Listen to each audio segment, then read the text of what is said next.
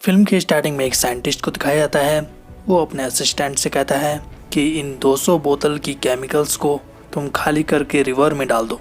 फिर वो असिस्टेंट कहता है अगर हमने इस केमिकल को रिवर में डाल दिया तो बहुत से जानवर इससे मर जाएंगे, हमें ऐसा नहीं करना चाहिए।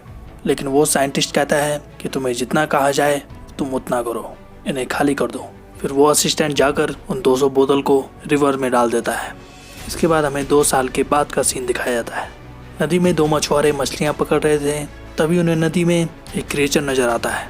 वो उनके हाथों से छूटकर नदी में चले जाता है। इसके बाद 4 साल के बाद का सीन दिखाया जाता है। एक दुकान में एक दुकानदार होता है जिसका नाम गैंगडू था। गैंगडू की एक बेटी थी जिसका नाम हुइनसी था। हुइनसी अपने पिता से कहती है कि मुझे एक नया मोबाइल फ़ोन चाहिए। गैंगडू वो मोबाइल खरीदने के लिए पैसे इकट्ठा कर रहा था। गैंगडू के पिता भी उसके साथ रहते थे। गैंगडू की एक बहन थी जो क्रॉसबॉ की खिलाड़ी थी। गैंगडू से टीवी पर देख रहा होता है। तभी गैंगडू के पिता वहां आते हैं। वो गैंगडू से कहते हैं कि तुम ग्राहक को बियर दे के आओ। गैंगडू फिर बियर देने के लिए जाता है। तभी वहां नदी से बाहर एक मॉन्स्टर आ जाता है जो मछली की तरह दिख रहा था। फिर वो पानी में चला जाता है और लोग फिर उस पर पत्थर मारने लगते हैं। इसके बाद वो मॉन्स्टर पानी से बाहर आता है। वो लोगों पर हमला कर रहा था और लोग जान बचाकर भाग रहे थे और वो लोगों को खा रहा है। फिर गैंगडू भी अपनी जान बचाने के लिए वहां से भागता है। इसके बाद गैंगडू एक साइन बोर्ड को उखाड़ता है और उस मॉन्स्टर की पूंछ पर मारता है। फिर उस मॉन्स्टर की पूंछ घायल हो जाती है। वो मॉन्स्टर एक आदमी को निगल रहा था। फिर गैंगडू उसे देखकर डर जाता है और वहां से तुरंत भाग जाता है। वहीं दूसरी तरफ हुइनसू और उसके दादाजी वो मैच देख रहे होते हैं और वो लड़की मैच को हार जाती है। फिर हुइनसू निराश होकर वहां से बाहर आती है। तभी गैंगडू वहां आता है और वो हुइनसू का हाथ पकड़कर वहां से भागने लगता है। वो मॉन्स्टर तेजी से उनकी तरफ आ रहा था। तभी हुइनसू नीचे गिर जाती है। फिर गैंगडू हाथ पकड़कर फिर से भागने लगता है। कुछ दूर जाने के बाद गैंगडू देखता है कि उसने तो किसी और बच्ची का हाथ पकड़ा हुआ है।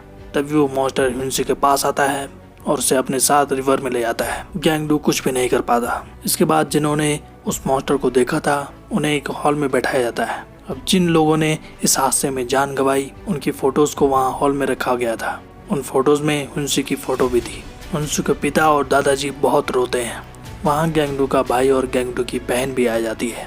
गैंगडू का भाई गैंगडू से बहुत नाराज हो जाता है और वो गैंगडू को बहुत मारता है क्योंकि गैंगडू ने किसी और बच्ची का हाथ पकड़ा था। तभी वहाँ एक आदमी आता है जिसने येलो कलर का कॉस्ट्यूम पहना था। वो लोगों से कहता है कि जिसने भी उस मॉन्स्टर को टच किया है वो अपना हाथ उठा दे।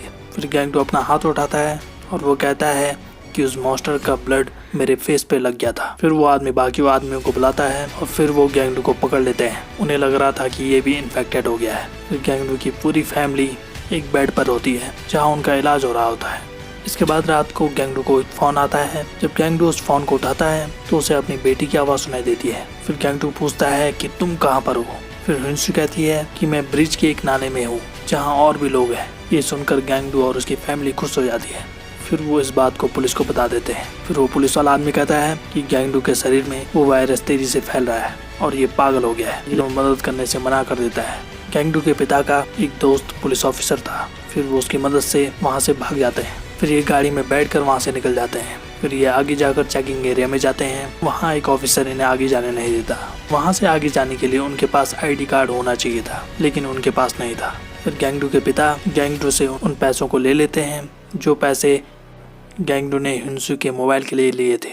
फिर वो उन पैसों को उस ऑफिसर को दे देता है। फिर वो ऑफिसर उन्हें जाने देता है। वहीं वो मॉन्स्टर पीले कॉस्ट्यूम वाले आदमियों को नाले में रख रहा था। वो उन्हें इसलिए वहाँ रख रहा था ताकि जब उसे भूख लगे तब वो उन्हें खा ले। हुइनसू भी वहीं थी। वो एक पाइप में छुपी हुई थी। इसके बाद उसी ब्रिज के नीचे 2 भाई को दिखाया जाता है। ये दोनों भाई सामान चुराने के लिए गैंगडू की दुकान पर आए थे और वो खाने का सामान चुरा देते हैं। वो दोनों बहुत गरीब थे, उनका कोई अपना नहीं था और वो हमेशा खाना चुराया करते थे। तभी वो वहाँ से जैसे जा रहे होते हैं फिर मॉन्स्टर आकर उन पर अटैक कर देता है। फिर वो बड़े भाई को मारकर छोटे भाई को अपने साथ ले जाता है। फिर वो सीजू को उस नाले में डाल देता है। इसके बाद हुइनसू वहाँ आती है और वो उस लड़के को देखती है कि ये जिंदा है। इसके बाद गैंगडू और गैंगडू की फैमिली अपनी दुकान पर आ जाते हैं। फिर वो खाना खाते हैं और आराम कर लेते हैं। फिर अगले दिन गैंगडू की जब आँख खुलती है तो वो देखता है कि वो मॉन्स्टर उनकी दुकान के बाहर खड़ा है। फिर गैंगडू के पिता उस मॉन्स्टर पर फायरिंग करने लगते हैं। फिर वो मॉन्स्टर तेजी से उनकी शॉप को पलट देता है। फिर ये सब लोग बाहर आते हैं और उस मॉन्स्टर पर हमला करने लगते हैं गोलियों से। फिर वो मॉन्स्टर वहाँ से भाग जाता है। इसके बाद वो मॉन्स्टर पानी में चले जाता है। तभी वहाँ पुलिस आ जाती है। इसके बाद ये लोग रिवर की दूसरी तरफ जाते हैं। फिर गैंगडू के पिता गैंगडू से वो बंदूक लेते हैं जिसमें एक गोली बाकी थी। फिर गैंगडू के पिता उन्हें वहाँ से जाने को कहते हैं। तभी गैंगडू के पिता के पास वो मॉन्स्टर आ जाता है। जैसे ही वो उसे मॉन्स्टर को मारने के लिए गोली चलाते हैं तभी उन्हें पता चलता है कि बंदूक में एक भी गोली नहीं है। फिर वो मॉन्स्टर गैंगडू के पिता को मारकर नदी में चले आता है। फिर गैंगडू अपने पिता के पास जाता है और वो देखता है कि उसके पिता अब मर चुके हैं। गैंगडू बहुत रोने लगता है। गैंगडू अपनी बहन और भाई को वहाँ से भागने को कहता है। फिर गैंगडू पुलिस के हवाले अपने आप को कर देता है। फिर पुलिस गैंगडू को पकड़ लेती है और अपने साथ ले जाती है। इसके बाद गैंगडू का भाई अपने दोस्त को कहता है कि हिंसू की बॉल को ट्रेस करो। पुलिस ने गैंगडू की पूरी फैमिली को पकड़ने के लिए इनाम रखा था। गैंगडू के भाई को पकड़वाने के लिए उस कॉल ट्रैकर ने ये चाल चली और वो कॉल ट्रैकर ऑफिस में जाता है। वहाँ पुलिस मौजूद थी और हॉस्पिटल के वर्कर्स थे। वो सब लोग गैंगडू के भाई को पकड़ना चाहते थे। इसके बाद वो लोग बाहर आते हैं और गैंगडू के भाई को चारों तरफ से घेर लेते हैं। गैंगडू के भाई को हिंसू की लोकेशन पता चल गई थी। फिर वो वहाँ इलेक्ट्रिसिटी बंद कर वहाँ से भाग जाता है। इसके बाद गैंगडू का भाई अपनी बहन को हिंसू की लोकेशन सेंड करता है। वहीं दूसरी तरफ डॉक्टर्स ने गैंगडू को पकड़ा था और वो उस पर बहुत से इंजेक्शन लगा रहे थे और वो उस पर बहुत से एक्सपेरिमेंट कर रहे थे। गैंगडू वहाँ से भाग जाता है। वहीं दूसरी तरफ हिंसू अपने पिता का इंतजार कर रही थी। गैंगडू की बहन उस ब्रिज के नीचे आ जाती है। फिर वो मॉन्स्टर आकर गैंगडू की बहन पर अटैक कर देता है। फिर वो मॉन्स्टर गैंगडू की सिस्टर को टक्कर मारकर वहाँ से भाग जाता है। वहीं हिंसू और शीजू दोनों कपड़ों को बांधकर एक रस्सी बनाते हैं। फिर वो उस रस्सी को एक जाले पर फेंकते हैं, लेकिन वो रस्सी छोटी हो जाती है। तभी गैंगडू का भाई भी वहाँ आ जाता है। वहाँ उसे एक आदमी दिखाई देता है। फिर गैंगडू का भाई उस आदमी की मदद लेकर एक बम बनाता है। फिर वो वहाँ की तरफ रवाना होते हैं जहाँ वो मॉन्स्टर था। वहीं दूसरी तरफ गैंगडू भी उस लोकेशन पर आ गया था जहाँ हिंसू थी, लेकिन हिंसू और सूजू उस मॉन्स्टर के मुंह पर थे।